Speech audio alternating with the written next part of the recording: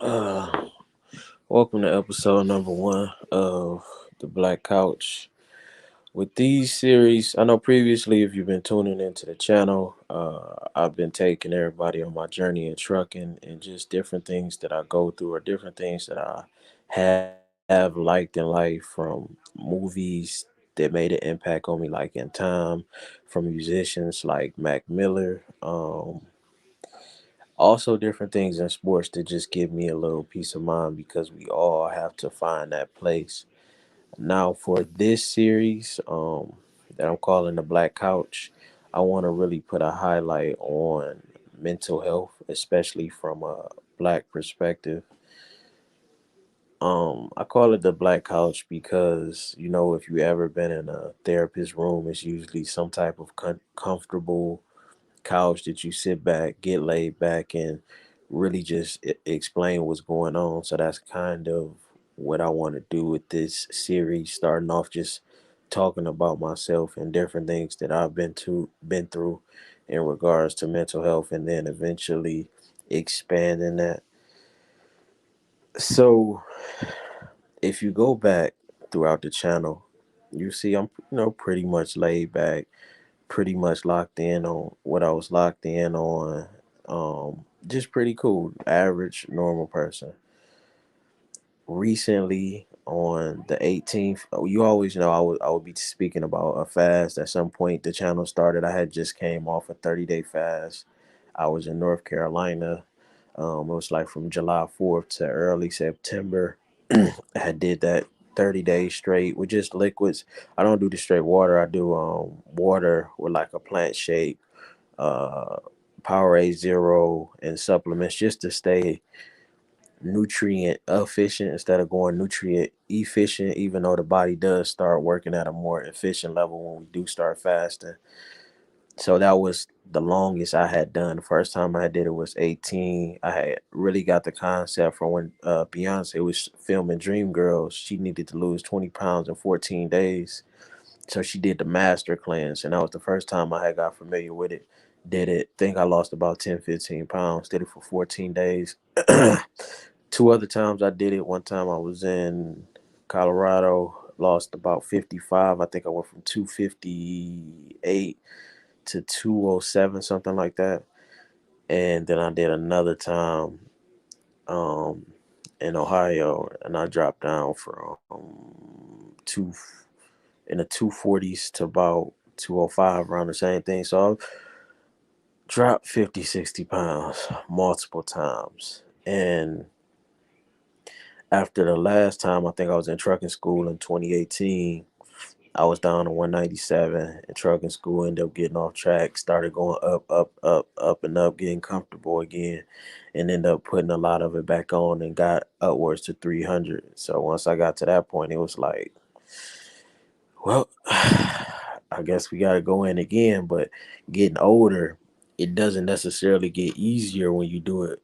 You're more experienced, different tactics to kind of get through different moments. And I've done shorter ones throughout the week driving a truck. So I'll be driving for the week. Usually take a hydroxy cut to suppress the appetite, to still have that energy until keto kicks in after day three. So I was pretty much, when this recent experience happened, I was pretty much doing the same thing. Wasn't outside the norm of what I had done before. I had just come off a 8 day, about a week and a half prior. Everything was pretty good during the 8 day. I had a little kidney pain, but the only thing I had did different during the 8 day was I was drinking. I would do a V8 fusion, or a smooth fruit smoothie, but I cut it out for the. I was getting ready to do another 30 when the panic attack and all that stuff happened, and I had cut out the fruit because it can kind of hinder you going into ketosis. So instead of the body switching from burning carbs to burning fat, which is how I drop all the weight so quick, it would start burning the fruit. So I wanted to prevent it from burning the fruit, and I just was going to go straight into, I'm about to just lock in. But I also had cut back on my liquid. I just was so thirsty, getting ready to lose all this weight because I was getting ready to move back to Colorado, and I was just trying to get in shape as quick as possible. So I had, while working out, doing 14 miles on a bike every day, I wasn't getting enough fluids. So the first few days I was pretty cool. I want to say around day 5, day 6, one of those nights I was feeling a bit off, more off than usual, and I should have took those signs. If you're ever doing something like that or doing any type of diet, make sure you pay attention to every sign. You know, I was very exhausted, very mentally drained, and I should have paid attention then that, man, maybe I ain't taking in enough water, because typically when I do it, I'm super hydrated, always drinking, always going to the bathroom. I, I'm just doing it the proper way because, but this time I was just so thirsty to get as much off as quick as possible. I think I just kind of pushed that out my mind, and I think that's what led me into this situation. So, long story short, fast forward, we get around day 7. That night, I was feeling off. The day started to feel off. I think I may have drank too much hydroxy cut consecutively, and that just overly stimulated me. But I wake up. So I wake up that morning. I'm feeling off because I was off that night, but I'm decent. Go make me a smoothie. When I go make me a smoothie, I think I end up taking a nap. My heart rate was about 54 because I'm monitoring everything because I'm fasting, so I want to make sure everything is good. So my heart rate is about 54, usually around the 50s, 70s range. I lay down, go to sleep, wake up, drink another smoothie. Heart rate is at 127. At that point, I'm starting feeling faint. It's hard for me to breathe. Walk in, go in another room where people was at.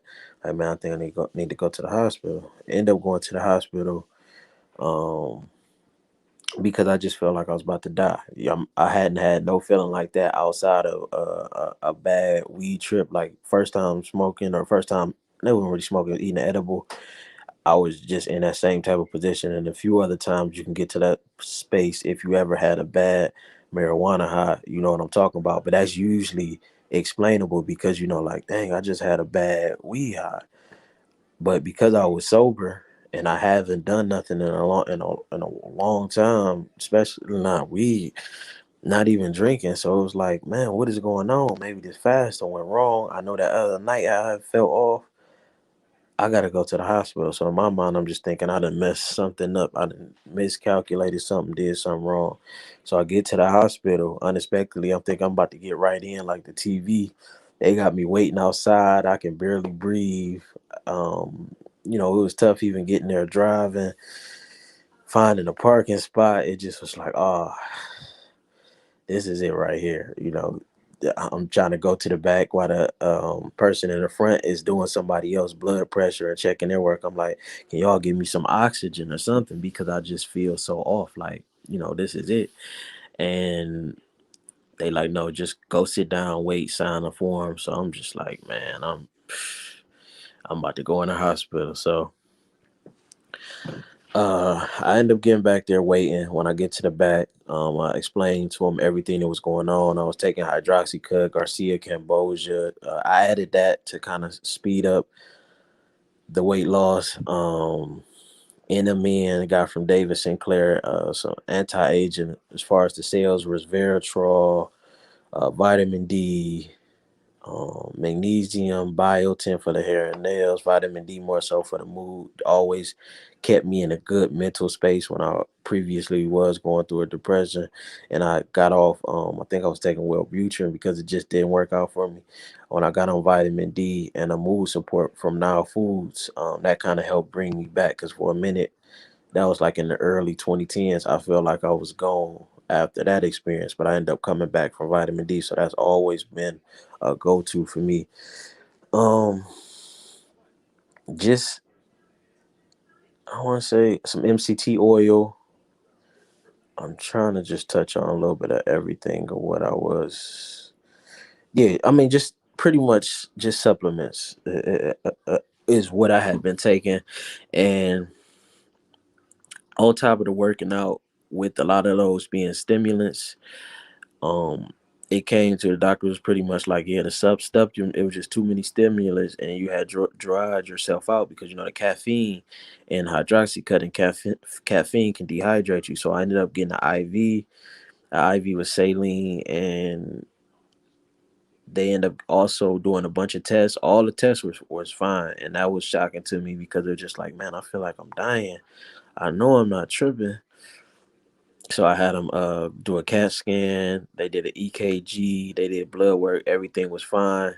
I still didn't want to leave the hospital because in my mind I'm like, man, I'm dying. Y'all can't just send me back and I'm dying. So they're like, man, I think you pretty much just panicking, and I'm gonna give you some Ativan to calm down. So for me, it's like it was shocking because I had never thought that a panic could bring you to this place where you feeling like your heart beating out your chest, hands and feet numb and all that.